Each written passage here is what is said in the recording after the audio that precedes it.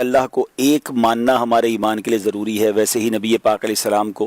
آخری نبی ماننا یہ ہمارے ایمان کی کمپلیشن کے لیے، ایمان کی جان کے لیے ضروری ہے۔ سوشل میڈیا کا دور ہے، پہلے اپروچ نہیں ہوتی تھی اشفاق بھائی، پہلے ہم جب چھوٹے تھے نا تو ہمارا رابطہ ہماری مسجد تک ہوتا تھا یا اس جگہ پر ہوتا تھا جہاں جا کے امام صاحب کا بیان سن لیا، کسی عالم دین کے پاس چلے گئے یا مدرسے میں جس قاری صاحب سے پڑھا۔ ہمارے ماں باپ نے ہمیں عاشقان رسول علماء کرام کے دامن میں ڈالا، دعوت اسلامی کے ماحول میں ڈالا، یا ایسی جگہ پر پڑھا کہ جن کے عقیدے مضبوط تھے، جو اللہ رسول سے، صحابہ اہل بیت سے پیار کرتے تھے۔ مگر اب چونکہ چھوٹی عمر میں بھی سب کے ہاتھ میں موبائل ہے، سوشل میڈیا ہے، ایک بٹن کی دوری پر سب کچھ ہے، تو اب اس سب کچھ کی وجہ سے پرابلم یہ ہوئی کہ بہت سارے والدین جو ہے نا یہ سمجھتے ہیں کہ سوشل میڈیا آنے سے سب سے بڑا نقصان جو ہے وہ اخلاقیات پر ہوا ہے۔ نو ڈاؤٹ بچوں کی اور نوجوانوں کی اپروچ میں وہ کچھ آ گیا جس کا تصور نہیں کیا جا سکتا تھا۔ اب تو ہر کسی کے پاس موبائل ہے اور ایک بٹن کی کلک کی دوری پر سب کچھ ہے،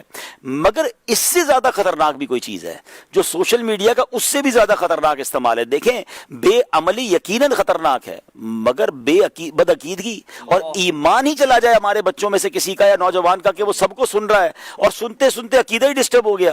اس کو اپنے دین پر ہی اعتراض آنا شروع ہو گیا، نبی پاک کے آخری نبی ہونے پر ہی کنفیوز ہو گیا، تو یہ بھی سوشل میڈیا کا ایک بڑا ڈیزاسٹر ہے۔ تو جہاں ہمیں اپنے بچوں کو سوشل میڈیا کے اس غلط استعمال سے بچانا ہے، وہاں ان کو کن کو سننا ہے اور کن کو نہیں سننا، اور یہ چیک کرتے رہنا ہے کہ وہ کہیں ایسا تو نہیں کہ اکیلے کمرے میں بیٹھ کر وہ کچھ سن رہا ہے کہ تھوڑے عرصے بعد وہ ہمارے خلاف آ کے بات شروع کر دے اور ہمارے دین اور عقیدے کے خلاف بات کرے۔ نبی پاک علیہ الصلوۃ والسلام کا آخری نبی ہونا یہ ہمارا فل اینڈ فائنل عقیدہ ہے اور اس میں کوئی کسی قسم کی گنجائش نہیں ہے، اور اتنی واضح حدیثیں ہیں۔ حضرت ابو ہریرہ رضی اللہ عنہ سے روایت ہے کہ رسول پاک علیہ الصلوۃ والسلام نے ارشاد فرمایا، میری مثال اور مجھ سے پہلے انبیاء علیہ الصلوۃ والسلام کی مثال اس شخص کی طرح ہے جس نے بہت حسین و جمیل ایک گھر بنایا مگر اس کے ایک کونے میں ایک اینٹ کی جگہ چھوڑ دی۔ اس کے ارد گرد لوگ گھومنے لگے اور تعجب سے یہ کہنے لگے کہ اس نے یہ اینٹ کیوں نہ رکھی؟ پھر آپ علیہ الصلوۃ والسلام نے خود ارشاد فرمایا کہ میں قصر نبوت کی وہ اینٹ ہوں اور میں خاتم النبیین ہوں۔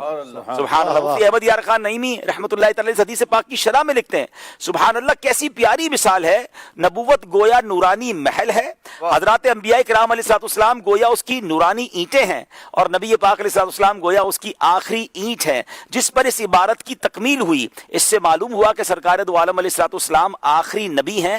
آپ کے زمانے میں یا آپ کے بعد کوئی نبی نہیں۔ جیسے اس آخری اینٹ سے وہ محل مکمل ہو جاوے گا، اس کے بعد میں کسی اینٹ کی جگہ نہ رہے گی، یوں ہی مجھ سے نبوت کا محل مکمل ہو گیا، اب کسی نبی کی گنجائش نہ رہی۔ یعنی کتنی کلیئر حدیث پاک ہے۔ اے نظر میری سالت کے چمچتے ہوئے مقتا تو نے ہی اسے مت لائے انوار بنا یا تو نے ہی اسے مت لائے انوار